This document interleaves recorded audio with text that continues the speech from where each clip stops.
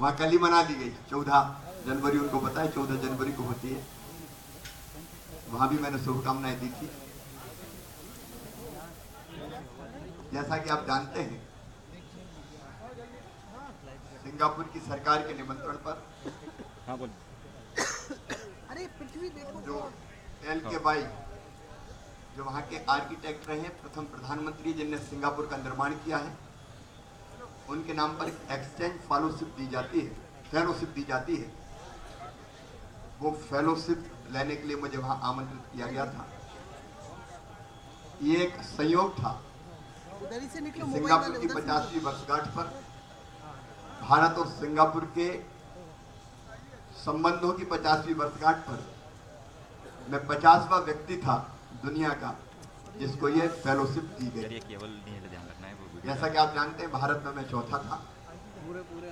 पहले तो मुझे जानकारी नहीं थी कि क्यों दी गई, लेकिन उन लोगों ने मुझे बताया कि मध्य प्रदेश की उच्च विकास दर, विशेषकर कृषि की जो उच्च विकास दर है, सिंचाई के क्षेत्र में जो एक्सीलेंट काम किया है मध्य प्रदेश ने, महिला सशक्तिकरण के लिए जो काम मध्य प्रदेश में किया गया है, और विशेषकर इंक्लूसिव ग्रोथ के लिए, समाज के कमजोर वर्गों के कल्याण के लिए जो योजनाएं बनाई गई है, उसके कारण ये LKY एक्सचेंज फेलोशिप मुझे देने का उन्होंने फैसला किया। मुझे ये बताते हुए संकोच नहीं है कि ये सम्मान कोई एक व्यक्ति शिवराज सिंह चौहान का या मुख्यमंत्री का सम्मान नहीं है। पिछले वर्षों में मध्य प्रदेश ने जो उपलब्धियां हासिल की, उसमें जनता का योगदान, विशेषकर किसानों का योगदान और पूरी टीम का योगदान। इसलिए इस सम्मान को मैं प्रदेश की 7.5 करोड़ जनता को समर्पित करता हूं। उन्हीं के प्रोत्साहन और परिश्रम के परिणाम स्वरूप मध्य प्रदेश को आज ये मुकाम हासिल हुआ है कि इन उपलब्धियों के लिए मध्य प्रदेश का सम्मान किया गया। मुझे ये बताते हुए खुशी है कि मैं स्वयं जो रिस्पांस मिला सिंगापुर में मध्य प्रदेश को, मैं तो शिवराज सिंह को नहीं, मध्य प्रदेश को मिला, ये मानता हूं, वो दुर्लभ था। पहले दिन हम LKY एक्सचेंज फेलोशिप के अध्यक्ष ADTO, उनके साथ हमारी चर्चा हुई, और फिर पूरा टाई अप था वहाँ के माननीय प्रधानमंत्री जी के साथ, वहाँ के एमरेट सीनियर मिनिस्टर वो चौंग साहब के साथ, वहाँ के इंडस्ट्री मिनिस्टर, ट्रेड और इंडस्ट्री मिनिस्टर जी के साथ, और वहाँ के विदेश और डिफेंस मिनिस्टर के साथ दिन भर मेरी मुलाकातें तय थी, और हर एक से 45 मिनट समय तय था। प्रधानमंत्री जी से भी 45 मिनट की मेरी बातचीत चर्चा हुई, और चर्चा में 2 ही प्रमुख मुद्दे थे। एक, मध्य प्रदेश ने ये उपलब्धियां हासिल कैसे की, मध्य प्रदेश की प्राथमिकताएं क्या है, आगे विकास का रोड मैप क्या है, और दूसरे, जब मैंने उनसे कहा कि मध्य प्रदेश अपने विकास के लिए सिंगापुर से सहयोग चाहता है, तो चर्चाएं अलग अलग लोगों से हुई, माननीय प्रधानमंत्री जी सहित। लेकिन प्रधानमंत्री जी ने मुझे सुझाव दिया कि जनरल बात करने के बजाय आप कुछ एरियाज को फोकस कीजिए जिनमें सिंगापुर और मध्य प्रदेश के बीच में हम लोग सहयोग कर सकते हैं। उनसे चर्चा के बाद उनके सुझाव भी और मेरा सोच भी, हम लोगों ने 5 सेक्टर चिन्हित किए।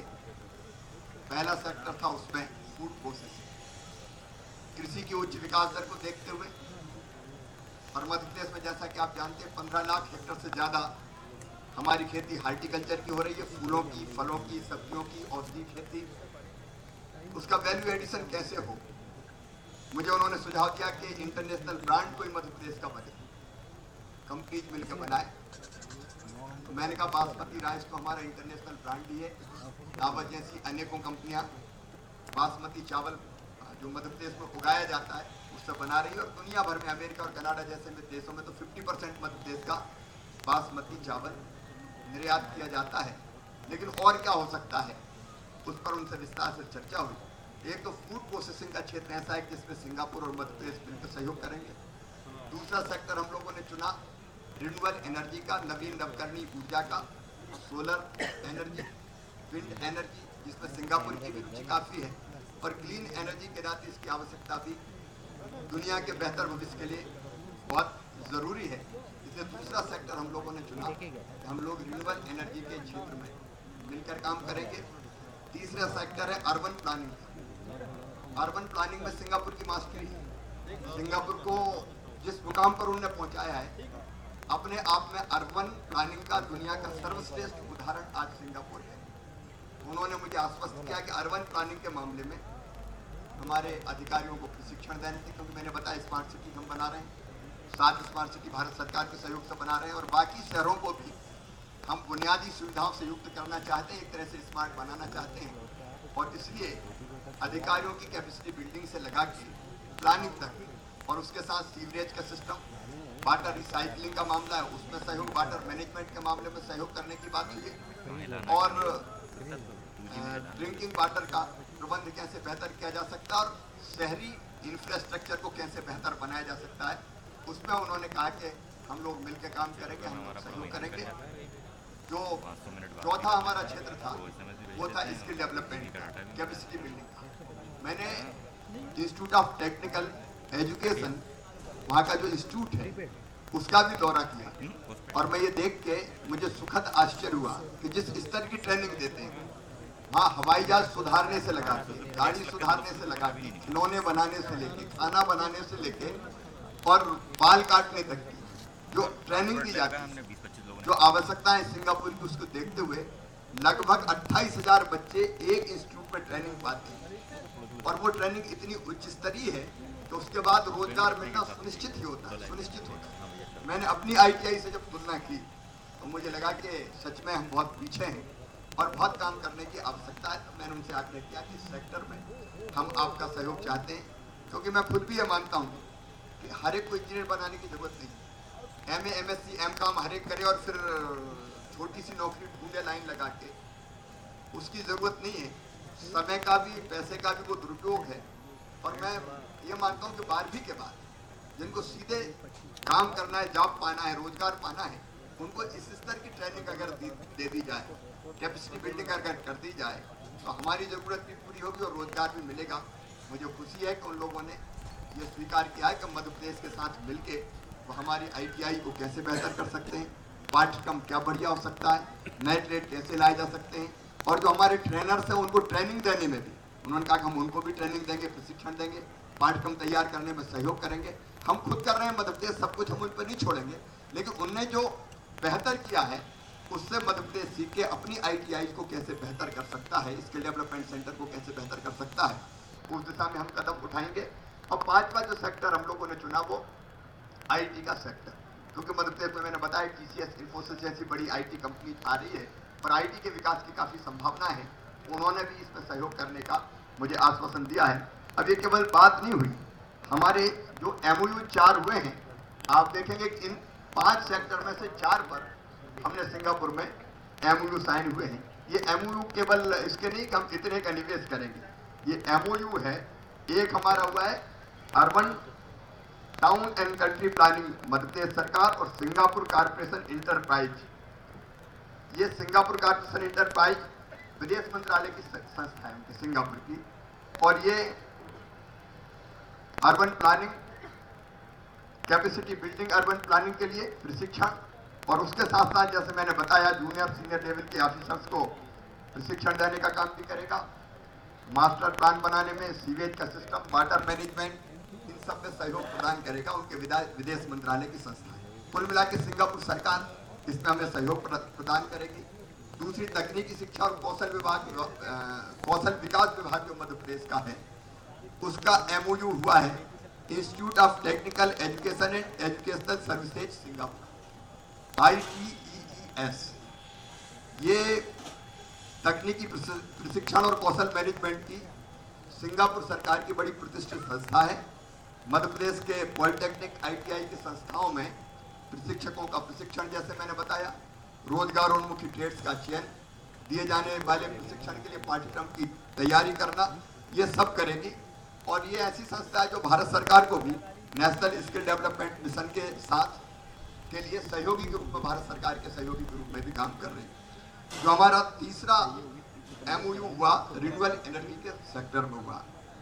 सिंगापुर की सबसे बड़ी कंपनियों में से एक और सबसे प्रतिष्ठित कंपनियों में से एक है सैम कार यूटिलिटी। इसके साथ इन्होंने एमओयू किया है हमारे नवीन और नवकरणीय ऊर्जा विभाग के साथ। ये पहले चरण में 460 मेगावाट और दूसरे चरण में पहले चरण में 540 मेगावाट और दूसरे चरण में 460 मेगावाट का विंड पावर प्लांट विकसित करने की लगाने का यहाँ काम करेंगे। लगभग 7,000 करोड़ रुपए का इसमें निवेश करने की उनकी मंशा है। चौथा जो एमओयू हुआ है हमारा फूड प्रोसेसिंग के क्षेत्र में, दो निजी कंपनियों के बीच हुआ है ये। एक तो दावत फूड लिमिटेड जो है बासमती राइस बनाती है और एक के बाद एक कई यूनिट उन्होंने यहाँ शुरू की है, और DSM न्यूट्रिशन प्रोडक्ट सिंगापुर। ये जो हमारा राइस है बासमती राइस, उसमें पौष्टिक तत्वों के मिश्रण का फोर्टिफिकेशन का काम करेंगे ताकि उसकी गुणवत्ता और बढ़ जाए। ये दोनों कंपनियों के बीच में समझौता हुआ है। तो 5 सेक्टर जो सहयोग के लिए फोकस के हमने तय किए थे, उनमें 4 में हमारा एमओयू उनके साथ संपन्न हुआ है। और मैं मानता हूं कि एक बहुत सकारात्मक शुरुआत सिंगापुर सरकार के साथ हमारी हुई है। उसी दिन सिंगापुर में जो मैंने PM से और बाकी नेताओं से भेंट की थी, शाम को एक कार्यक्रम institute of south Asian studies में मुझे व्याख्यान के लिए बुलाया गया था और व्याख्यान का मुख्य रूप से विषय वही था, मध्य प्रदेश का समावेशी विकास। उसमें मैंने मध्य प्रदेश के विकास पर, अपने विजन पर, सोच पर पूरा प्रकाश डालने की वहाँ कोशिश की। उसमें क्वेश्चन आंसर का भी एक सत्र था जिसमें कई तरह के सवाल वहाँ पूछे गए। दूसरे दिन उसी दिन शाम को ये फेलोशिप प्रदान करने का काम वहाँ किया गया और दूसरे दिन हमने एक इंटरेक्टिव सेशन वहाँ की जो अलग अलग कंपनीज थी उनके साथ इन्वेस्टमेंट के लिए रखा। और उस मुझे खुशी है कहते हुए interactive session on investment promotion, इसमें 200 से अधिक कंपनियों की सिंगापुर में भागीदारी रही। इनमें अलग अलग कंपनियों के CEO, Thakral group of companies के Karan Singh Thakral, Sam Karp industries के केनपे टंग, YCH के Shri Bennett Neo, IT education services के श्री सेंग हुआ टन, ग्लोबल स्कूल फाउंडेशन के अरविंद तेरनुकर, ऐसे अनेकों, काफ़ी बड़ी सूची है, वो सब उपस्थित थे। और उस पर भी मध्य प्रदेश के निवेश की संभावनाएं, मध्य प्रदेश की प्रगति और विकास, उस पर हमने विस्तार से चर्चा की। काफ़ी सवाल जवाब भी हुए और बिजनेस टू बिजनेस मीटिंग भी हमारी सरकारी भी और जो बिजनेस डेलीगेट्स थे उनके साथ भी हुई। सिंगापुर की कंपनी कई बार ये देखती है कि यहाँ अगर कोई कंपनी मिल जाए तो उसके साथ मिलकर काम करे। तो इस संभावनाओं को भी हमने तलाशा और आपस में भी उन लोगों की चर्चा और बातचीत हुई। दोपहर को हमने सिंगापुर की जो प्रमुख कंपनीज थी उनके सीईओज के साथ एक सीईओज कॉन्क्लेव आयोजित किया। उसमें भी 21 सिंगापुर की प्रमुख कंपनियों के चीफ एग्जीक्यूटिव ऑफिसर्स उपस्थित थे। उनमें से जिनने सकारात्मक बात की है, सरवाना जूरांग, एक बहुत प्रतिष्ठित और बड़ी कंपनी है सिंगापुर की। उन्होंने जो मैंने हाउसिंग फॉर ऑल की बात कही, तो उन्होंने लो कास्ट हाउसिंग के बारे में मध्य प्रदेश के कमजोर वर्गों के लिए सस्ती दरों पर मकान बनाने के क्षेत्र में सहयोग करने की इच्छा प्रकट की। इंटरनेशनल इंटरप्राइजेज सिंगापुर की एक कंपनी है, उन्हें नगरीय विकास के प्रबंधन और फूड प्रोसेसिंग, रिन्यूएबल एनर्जी और IT कंपनीज के द्वारा मध्य प्रदेश में निवेश की इच्छा जताई है। फ्लैगशिप इकोसॉफ्ट के द्वारा ग्रामीण क्षेत्र में पेयजल प्रदाय और स्वच्छता के लिए आदर्श ग्राम की स्थापना के लिए पायलट प्रोजेक्ट पर वो काम करेंगे, इच्छा प्रकट की है। सीवेज वाटर ट्रीटमेंट के क्षेत्र में ठकराल ग्रुप ऑफ इंडस्ट्रीज ने अपनी इच्छा जताई है। वैसे अलग अलग कंपनियों ने, पब्लिक यूटिलिटी बोर्ड एक वहाँ सिंगापुर की सबसे बड़ी पेयजल प्रदायकर्ता संस्था है, एजेंसी है, उन्हें नगरीय क्षेत्रों में पेयजल प्रदाय और सीवेज ट्रीटमेंट के क्षेत्र में निवेश करने की इच्छा जताई। मुझे ये लगा कि सिंगापुर की यात्रा, विशेषकर सरकार के साथ जो चर्चा हुई और सिंगापुर की जो विशेषता है अलग अलग सेक्टर में जिनकी मैंने चर्चा की है, उनको देखते हुए ये यात्रा जो सिंगापुर के निमंत्रण पर हुई बहुत महत्वपूर्ण थी। मैंने अपनी तरफ से प्रयास किया कि मध्य प्रदेश की प्रगति और विकास को मैं ढंग से रख पाऊँ और मध्य प्रदेश में आगे जो हम काम करना चाहते हैं उसको भी मैं ठीक से बता पाऊँ। जो रिस्पांस था वो बहुत सकारात्मक था, उत्साह बढ़ाने वाला था, और मुझे लगता है कि इससे मध्य प्रदेश और सिंगापुर के बीच भारत सरकार के थ्रू एक स्थायी संबंध बनेंगे, जिसका लाभ मध्य प्रदेश को निश्चित तौर पर मिलेगा। हमारे प्रधानमंत्री श्रीमान नरेंद्र मोदी जी के सिंगापुर दौरे के बाद वहाँ भारत में निवेश के बारे में बहुत सकारात्मक माहौल है, और मोदी जी का जादू सिंगापुर में भी चला है। ये कंपनी से बातचीत करके मुझे लगा एक सकारात्मक माहौल में ये यात्रा हुई है। मैं एक बात और अंत में कहना चाहता हूँ कि प्रधानमंत्री जी को धन्यवाद देना चाहता हूँ। उन्होंने जो प्रधानमंत्री फसल बीमा योजना की घोषणा की, मध्य प्रदेश की कई वर्षों से आपकी जानकारी में हम लोग एक्सरसाइज कर रहे थे कि एक ऐसी फसल बीमा योजना जो वास्तव में किसानों के लिए उपयोगी हो। तो जो पुरानी जो फसल बीमा योजना थी वो किसानों को लाभ पहुंचाने के बजाय छलावा सिद्ध होती थी, लेकिन जो नई फसल बीमा योजना आई है वो अपने आप में महत्वपूर्ण है, किसानों के लिए ऐतिहासिक है, और उनमें उन सब बातों को कवर किया गया है जिसके कारण फसल बीमा योजना का लाभ किसान को नहीं मिल पाता था। उसके डिटेल आपके पास है, इसलिए उस पर मैं विस्तार से बात नहीं करूंगा। मैं प्रधानमंत्री जी को इसके लिए बहुत धन्यवाद देता हूँ, बधाई देता हूँ। आपकी इस यात्रा से कुल कितना निवेश आने की संभावना है? आपकी इस यात्रा से कुल कितना निवेश आने की संभावना है, एक, और दूसरा आईटी सेक्टर में कितना अपेक्षित है? मैंने कहा कि इसके लिए नहीं है कि कितना निवेश आएगा। एक जो रिन्यूएबल एनर्जी के सेक्टर में 7,000 करोड़ के निवेश का MOU उन्होंने किया है, लेकिन बाकी जो सहयोग होना है सिंगापुर सरकार की सरकारी एजेंसी के साथ, उसका मध्य प्रदेश को बहुत लाभ मिलेगा, जिसके बारे में मैंने विस्तार से आपको बताया। आईटी वाला आईटी कंपनी जब उत्सुक है, आईटी में कोई MOU नहीं हुआ जी।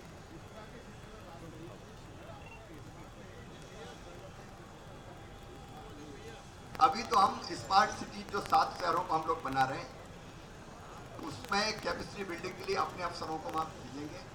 वो सहयोग करने को तैयार है, वो ट्रेनिंग भी देंगे, यूथ को एक्सचेंज भी करेंगे।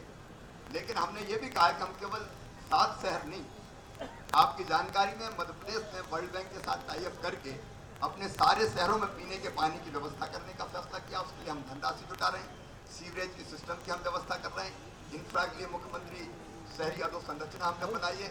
लेकिन हम उनके आइडियाज भी लेके और उनके सहयोग से भी अपने शहरों को हम विकसित करना चाहते हैं। तो पहले 7 शहर, लेकिन हमारे अधिकारी जो जाएंगे वो केवल 7 शहरों के लिए नहीं जाएंगे, बाकी जो हमारे मझोले और छोटे शहर हैं उनके लिए भी जाएंगे।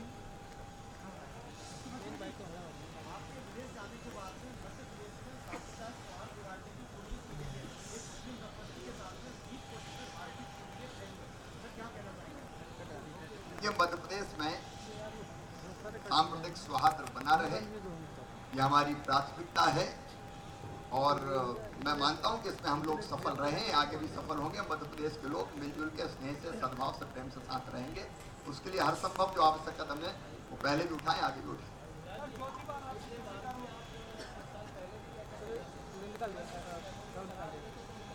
सब में और अब में जमीन आसमान का अंतर है। तो मैंने कहा इस बार मैं MOU के लिए नहीं गया था, इस बार मैं गया था सिंगापुर सरकार के निमंत्रण पर, और मैंने विस्तार से यात्रा के बारे में सारा विवरण आपको दिया है। तब में और अब में अंतर बहुत है। तब हमारा प्रारंभिक दौरा था और कोई बहुत MOU नहीं हुए थे, 2-3 कंपनियों ने MOU उस समय किए थे, 2006 की ये बात है। लेकिन तब के रिस्पांस और अब के रिस्पांस में बहुत अंतर है।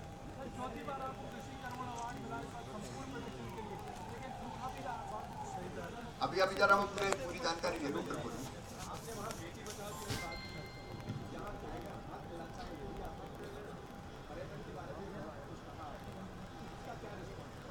हम लोग जैसे हमने सेंटोसा क्रिएट किया है, मध्य प्रदेश हमने शुरुआत किया है। इंदिरा सागर के पास आप एक जल महोत्सव करके एक कार्यक्रम का हम लोग 12 फरवरी से आयोजन कर रहे हैं। हमारे पास जो बड़ी वाटर बॉडी आइडिया मेरे पास वहीं से आई थी, जब वो रेगिस्तान में क्रिएट कर सकते हैं एक ऐसी संरचना जिसको देखने दुनिया भर से लोग जाते हैं, तो मध्य प्रदेश में हम क्यों नहीं कर सकते। और इसलिए मध्य प्रदेश में इंदिरा सागर के हमारे जो आइलैंड है उनको हम विकसित करने का काम कर रहे हैं। अभी से हमने शुरुआत की है। सिंगापुर ने भी इच्छा जताई है कि वो वहाँ टूरिज्म में कैसे मध्य प्रदेश आगे बढ़े, इस तरह के क्रिएशन में वो योगदान करेगा, और मैंने इंदिरा सागर को उदाहरण उनको दिया। सर मध्य प्रदेश में काफी जगह पर ये सांप्रदायिक दंगों की स्थिति बन रही है। अब वो जानकारी लेकर अभी इस पे नहीं सुना सर, फिर से बोलिए।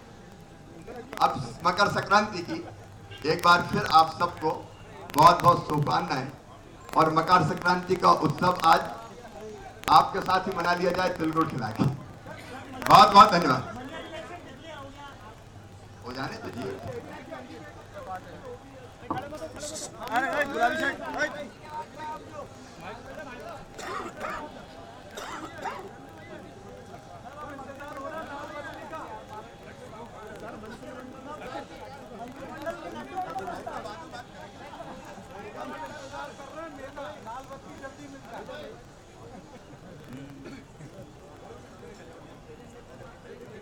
अरे फोटो